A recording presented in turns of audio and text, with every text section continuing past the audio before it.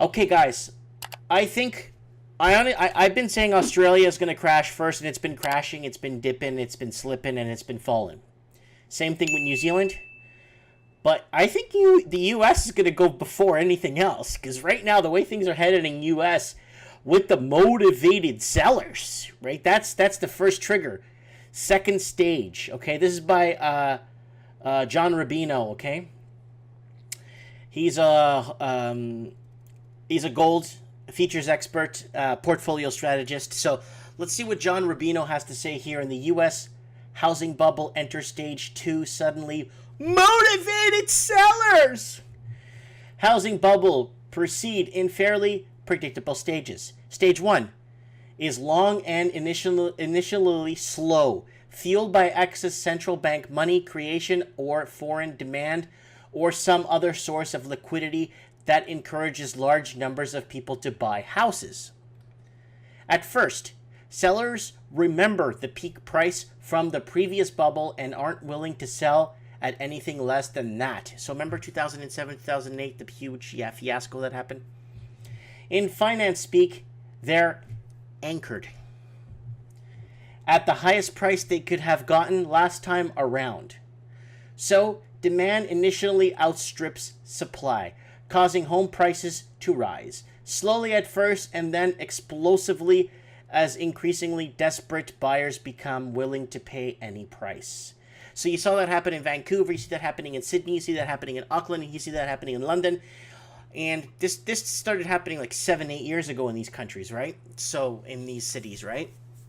So demand initially outstrips supply, causing home prices to rise slowly at first, then explosively, and increasingly desperate buyers become willing to pay the price, while mortgage lenders, seduced by fat fees and confident that they can securitize and offload any kind of dicey mortgage, lower their standards to include pretty much the whole of society. So you walk in, hey, you're walking and talking, you got a mortgage, stand right there. Well, sir, I'm here to pay my electricity bill.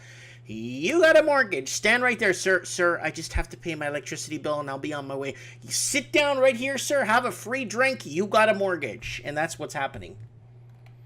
Stage 1 usually ends up with price spikes in the hottest markets so extreme that they generate headlines like these. San Diego home prices spike. Home prices spike near Marietta, SoCal, Medina hits record level. Orlando home prices spike 10% annually in April. Another month, another record for Denver home prices. Ooh, Denver's in a lot of trouble right now with the amount of Californians leaving and heading to Colorado. You have no idea, people. In Nevada, in Arizona, in New Mexico, and Texas.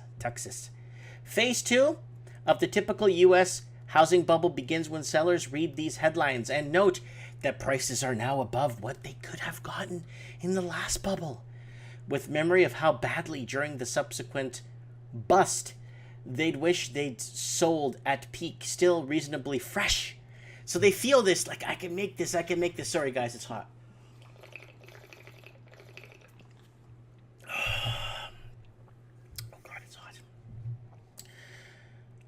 Cheaper, less place, the cost on real estate riches.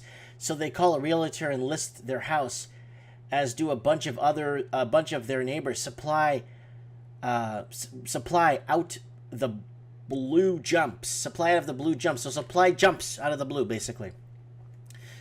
That may be what's happening now. The housing shortage may be turning warning of a price bubble. CNBC. The most competitive, tightest housing market in decades may finally be loosening its grips. And that could put pressure on overheated home prices. The supply of homes for sale in the second quarter of 2018, the all-important spring market rose at 3 times the rate of the same period in 2017, according to Trulia, the real estate listings and research company. The inventory jump was the largest quarterly improvement in 3 years and could be signaling a slight thaw in today's housing market, but it is just the start. This seasonal inventory jump was just enough to offset historical year-over-year downward trend that continued over 14 consecutive quarters. According to Alexander Lee, a housing data analysis for Trulia's economic research team, the supply of homes for sale is still down 5.3% compared to a year ago. Still, the real estate is local, and some markets are seeing greater relief. 30 of the nation's 100 largest cities, including New York City, Miami, Los Angeles, now have more supply than a year ago. So what's happening is more people are selling, trying to cash in or feel like, they're making this big business decision and they're going to make money and they're going to cash in liquidity. You know what I'm saying?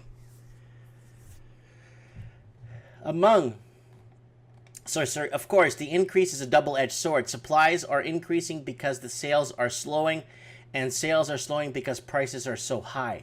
In New York City, the median household spent about 65% of its income to buy a home, according to Trulia. In Los Angeles, it takes 59%. Wow. Among these unaffordable meteors, San Francisco posted the largest inventory growth of 22% year over year, wrote Lee. Compare that with the same quarter last year in Southern California. Metro registered 28% inventory decrease. Mortgage applications to purchase a newly built home have plummeted nearly 9% in June compared with June 2017, according to the Mortgage Banker Association.